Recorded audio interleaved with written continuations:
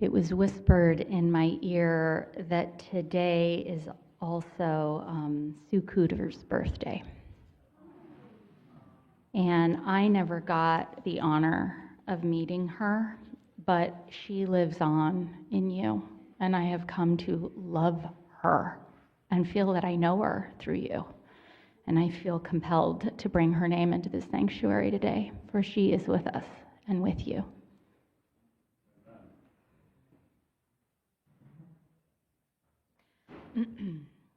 So as part of my chaplaincy training many years ago, our group was assigned a project that is common to most clinical pastoral education programs, which is to create a personal genogram. This is different from a genealogical tree or a family tree. Genograms, they map family members' behavior traits. I didn't expect to laugh on that. You all.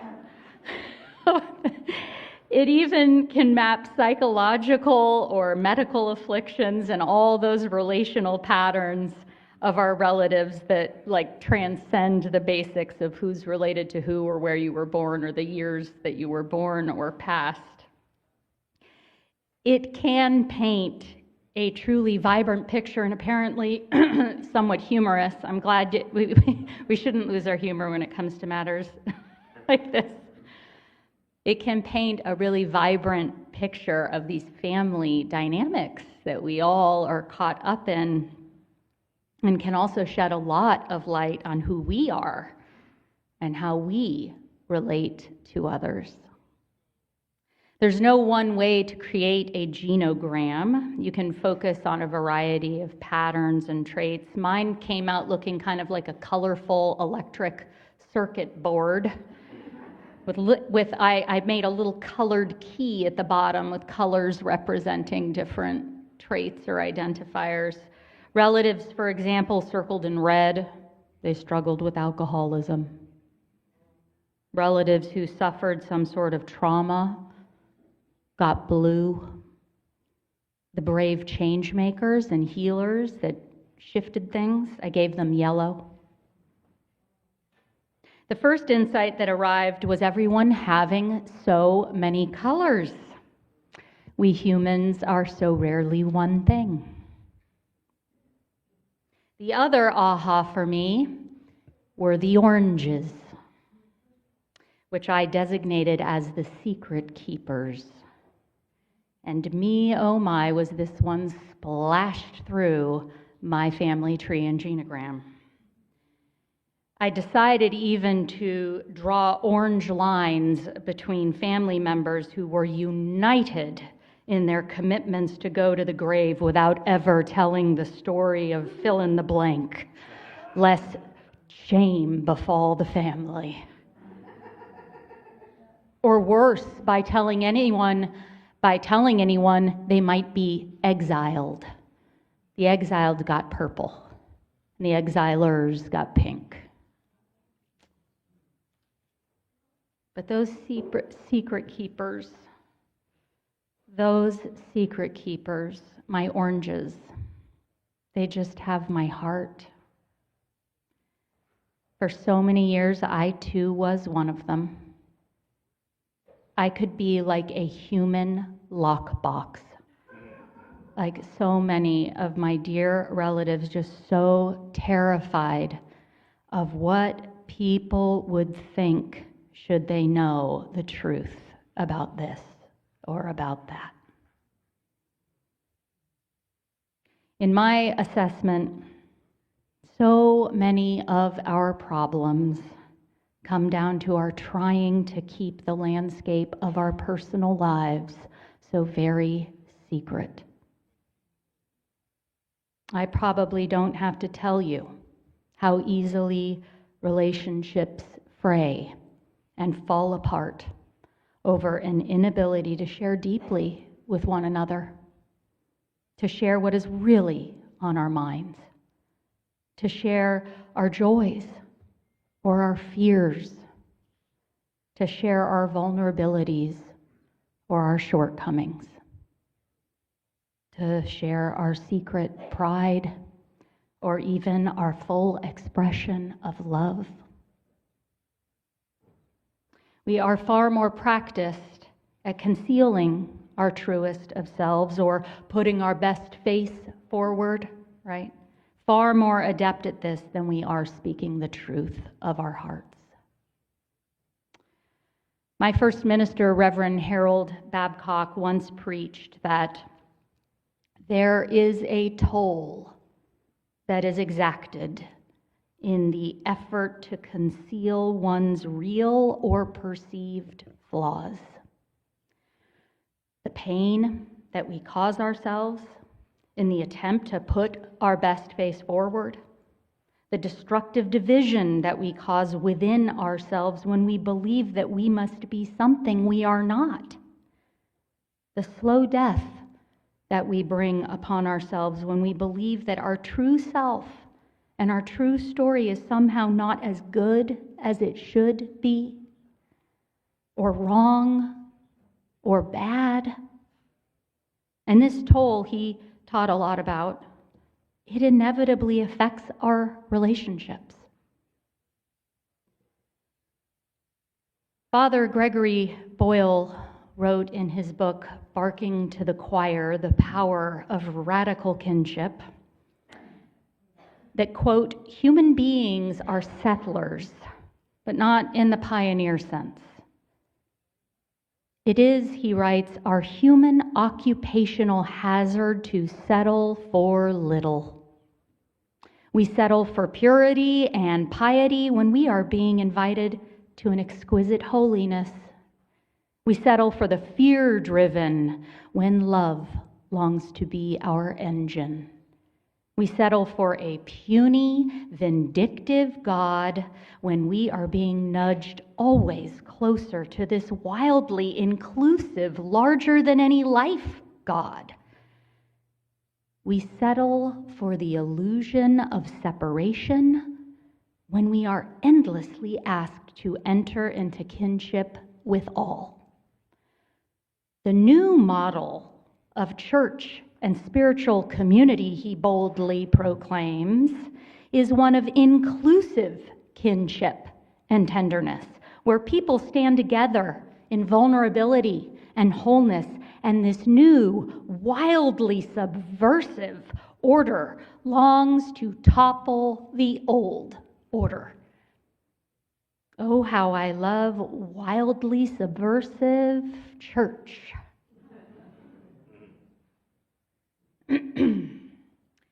Radical kinship, beloved community, it attempts to rewire this illusion of separation. It shows us that we don't need to be afraid of ourselves or hide away in shame or live in terror of what others would do or think if they knew the truth about us. In fact, it promises the experience of the holy when we don't run away from one another and ourselves. Today's sermon title, The Very Holy Work of Not Running Away, comes from Rabbi Sharon Brous in her book, The Amen Effect, where she shares about a 3rd century rabbinic teaching describing an ancient pilgrimage ritual where hundreds of thousands of people would ascend to the Temple Mount in Jerusalem. And this massive crowd would enter the courtyard turning to the right and circling counterclockwise around this enormous complex. But for those who had arrived with suffering on their hearts, the text tells, the grieving, the lonely, the sick, the overwhelmed, or someone to whom something awful had happened, that person would walk through the same entrance and circle in the opposite direction. And every person who passed the brokenhearted would stop and ask, What happened to you? I lost my mother, the bereaved might answer. Or perhaps my husband left. Or I found a lump. Or our daughter is not okay. Or I just feel so lost and alone. And those who listened and witnessed them would say, "May God comfort you," or "May you be wrapped in the embrace of this community," or simply, "Amen. Amen."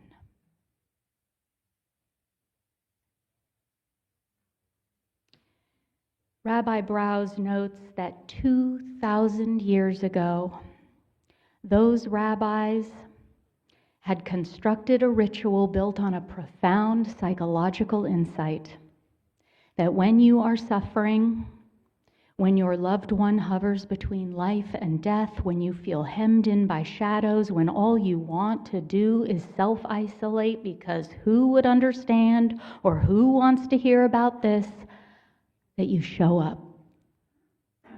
You root your suffering in a context of care.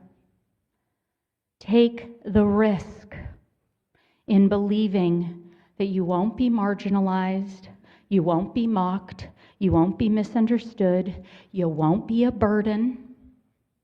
Yes, you feel you are moving in a direction that is against the grain, she says, but in this place, the teaching tells, you will be held even at the ragged edge of life. On a fundamental level, my good friends, the very holy work of not running away is what it means to be human beings together. I hate that this is subversive. What? Today, you might walk from left to right. Tomorrow, it will be me. Not might, will. I hold you now, knowing that eventually you'll hold me. This is what intentional spiritual community means and is trying to be. And its healing power teaches us that showing up as our full and honest selves and listening deeply to each other's pain and prioritizing it over agendas and initiatives, even when we fear there are no words, is what community and connection, life, love, this church is all about. The rooms of 12-step recovery were my first introduction to this kind of kinship and community, where I learned about putting my whole face forward, not just my best, and where I experienced true relationship, kinship with others. And I took the risk of being totally vulnerable, and it was really scary.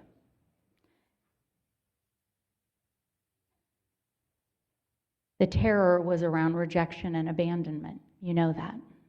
Maybe some of you know that. And I'm so glad I took that risk, where I didn't let my fears of being too much or my fears of what others would think of me take over. I went for it anyways. I didn't run away, and my life was saved by it. My life was saved by this. And by the time I created that genogram, I did not have to circle my name in orange. That secret-keeping pattern ended with me. No more. Enough. Enough. And I have since found circles of care and truth in so many other spiritual communities. What an abundance of places and people longing to be true with one another at church, on pilgrimages, on retreats, in yoga studios, among colleagues who I choose to be friends with in my immediate family, in my chosen family, and beyond. And while, yes, there are many unsafe places in our world and communities where openly sharing the depths of who we are and how we are would not be welcome, maybe even dangerous for some, there are more places and people where the opposite is true. There really are. And as Father Boyle tells us, we settle for the illusion of separation when we are endlessly asked to enter into kinship with it all. Loving, open, and honest relationships with our fellows, it is the good news of the world. For we are relational peoples, wired for deep connection and sharing this love, this tenderness, this witness that most human beings do have the capacity and desire for. This is both a biological instinct, and my friends, it is a spiritual imperative. Rabbi Brous calls her book the Amen Effect, because amen is a sacred witness word. Yes, we're saying, I am with you. In Hebrew, she says it translates as belief and trust. I believe you. I see you. Amen. Amen. The obligation of true community, communion, is to always be erring on the side of total presence and sacred witness to each other. We've got you. To not run away, but to show up full-faced, and for others to try not to fix you or heal you, but to simply speak, Amen. I believe you. I see you. Do you believe me? Do you see me? And you embody this so beautifully here. I believe it's the special sauce this church has. We don't do this perfectly, but we keep showing up and trying for it. And I'm thinking this is why lately we've been feeling like we're gonna need a bigger boat. Amen? Yeah. Yeah, that's because the world is thirsty for this. That's why we feel like we're gonna need a bigger boat. And I know that some secrecy is necessary. Some guarding of the spirit for one's health or for another's, right? And we all most certainly require time alone to quietly ponder the personal stirrings of our hearts and to even hold some of its treasures as just for us or for maybe just one other person. That's important. But we must also, my friends, take very, very good care not to cordon off places of the heart into permanent secrecy out of fear of not being perfect or of being too in need or of being bad or afraid of not being forgivable. As a minister, I get the privilege and trusted honor of hearing a good deal of what is really going on with people. And I'll tell you, it really is a liberating thing to speak your heart to someone. Certainly the greatest of honors to receive it. And I want to remind you this morning that this is a big part of my purpose here with you. And I will always do my best to listen to you. I will always be working to see you and believe you so that you might know yourself companioned on the journey. And I know that you do this too for each other. I see it happening all the time around here. In this precarious time, one might ask if it's okay to be in need. What with how the world is. My friends, please hear this. Don't let the hatred and terror that abounds convince you of this, that you must do to your heart and being what is being done to the hearts and beings of the oppressed. Please don't do that. erring on the side of unguarded, open-hearted presence and truth-telling and longing with one another is just as holy and needed as is fighting for it on behalf of others. As Rabbi Sharon Brous teaches, the path to manifesting the beloved community out in the world has to begin with building a beloved community in our own homes and in our own lives. I believe that. And so, my message is fairly simple today. Keep showing up as yourselves. Do the holy work of not running away. Offer sacred witness to one another, knowing it will be witness you one day will need. And tell about this. Share this good news. And let us put our faith in there always being room here, plenty of it, even if we one day need a bigger boat for those who come crawling and terrified. And so, beloved companions, I want to end with this good blessing from John O'Donohue as we ready ourselves to be that subversive, newly ordered church of the world. May you be blessed with good friends. May you learn to be a good friend to yourself. May you be able to journey to that place in your soul where there is great love, warmth, feeling, and forgiveness.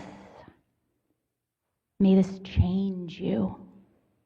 May it transfigure that which is negative, distant, or cold in you. And may you be brought into real kinship and the affinity of belonging. May you treasure your friends in this. May you be good to them, and may you be there for them, and may they bring you all the blessings, challenges, truth, and light that you need for your journey. May you never be isolated, and may you always know yourself to belong here, just as you are among soul friends. All you need to do is look around this room. Can I get an amen? Amen. Amen.